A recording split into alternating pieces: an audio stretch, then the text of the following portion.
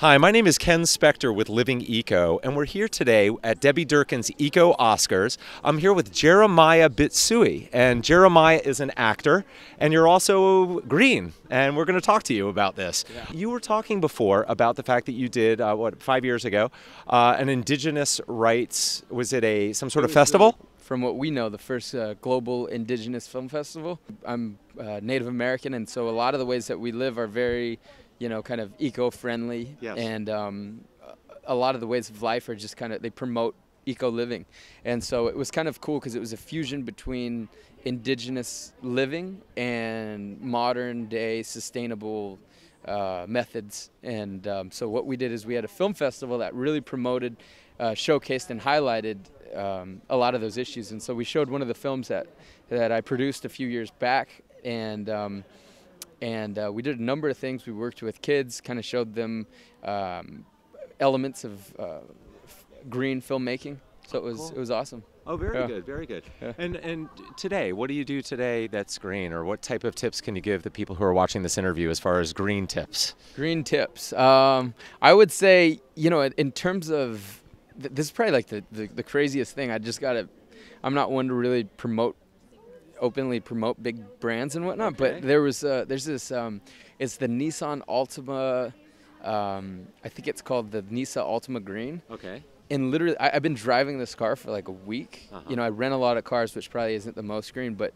I say that's the biggest thing, is just in your everyday life. For a lot of us, I travel quite a bit, which I know is definitely not green. Wait, why is the Nissan Altima so green? Well, I've been driving this car. I put literally probably maybe 400 miles on this car so far. Okay. And I have maybe still a quarter of a tank left. Oh, you're saying the gas mileage is really good. Ridiculous. And so, now, I think more than ever, it's something that we should all be conscious of. Yeah, fuel is everything in this world, and if we can reduce the amount of fuel that we use, we can make a better planet to live on. Absolutely. You were also talking about a soil that you've licensed for making roads, and I'm really intrigued by that. And you say it's an eco solution to road making. Yeah, it's in many parts of indigenous areas, and actually in just kind of rural areas, you need dirt roads. And one of the roads that we're going to be working on, it requires about 1 million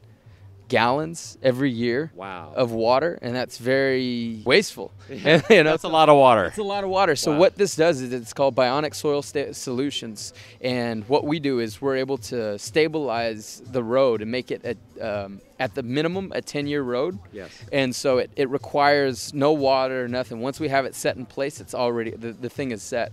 If it rains, it actually hardens it even more, and it increases the PSI level. We have right now going on upward of 3,500 tests. Mm-hmm. It's all green material. Anything that goes into it is not bad for the environment.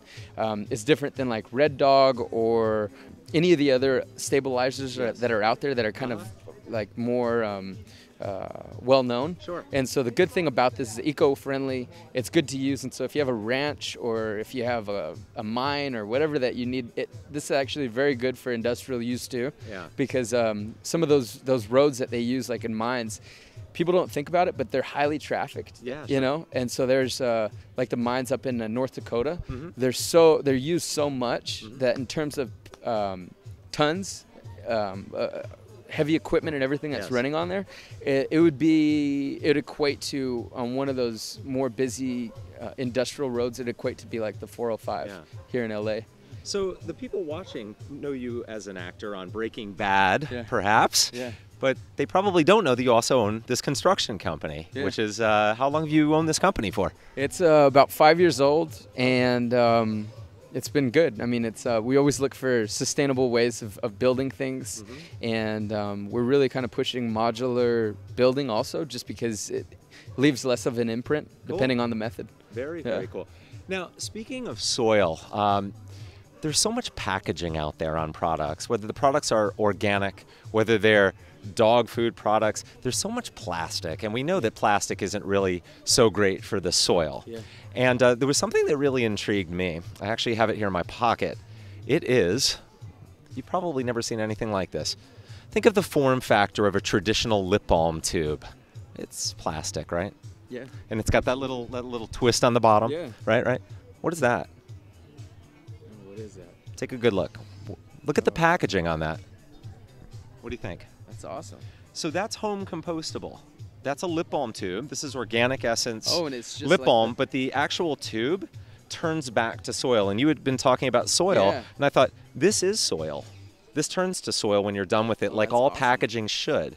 That's a little gift. You can really have cool. that. Awesome. But that's what I'm trying to get at in terms of giving people tips. And something to think about is, if you have a product out there, if you have a construction company out there, if you have any company out there, think about what you can do to make it so that everything you do turns back to soil somehow, safely. That's a good way to put it. Yes, yeah. whether it's driving to work, is your tailpipe, or is that which is coming out of your tailpipe, is that turning safely to soil, or is it toxifying soil? I rode my bike here today.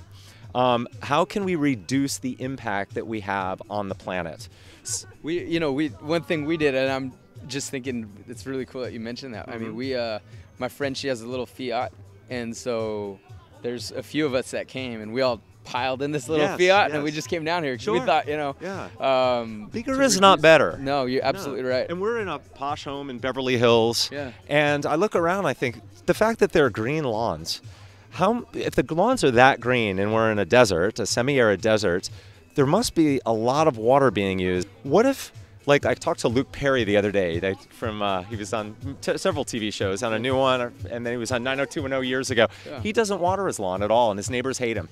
Really? Because he doesn't water his lawn, because he's eco. Huh, yes. That's cool. Yeah. So there's a lot of things that I see every day that I like to point out, and I really enjoy talking to celebrities. People look up to celebrities, but if I can talk to celebrities about particular issues to get people interested, then that's what I want to do, and I've done plenty of them to show that. So these are just some things to think about. No, they're very good things to think about. Yeah, and I think, for me personally, I travel quite a bit, and I don't really have particularly a home life, you know, and I know it's probably just for this period of my life when I'm young, but I guess I think about it when I'm on the road, just in terms of things that I could do. Yes. And I think, sharing rides, being able to, when you talk about what you buy, what you waste, where you put it. Well, even as you travel, I mean, most hotels, or many hotels, have it so that if you leave your towels on the sink, or you leave them, they won't wash them unless you throw them on the floor. That's a simple thing, but think about how that adds up. How much water would be saved if everyone, if they go to a hotel, were to put their towels on a rack instead of putting them on the floor. I usually just put the do not disturb, do not service sign on, just because it's like, That's right. I mean, because there's so much usually, like if you use a quarter of the shampoo, they'll take the whole thing and then refresh it and give you a brand new one. Absolutely. It's a waste. There's so many little things we can do to save. It all adds up. Yeah, it all adds up. So for all of you watching this interview, these are a couple of tips, and if you want more tips, check out livingeco.com. There are plenty of other websites you can check out to learn more about being eco. I'd like to thank Debbie Durkin for this wonderful event and the opportunity to talk to Jeremiah over here. I'm Ken Spector with Living Eco. Thank you very much. Bye-bye. Thanks, Jeremiah. Thank you, Ken. Thank you. All right.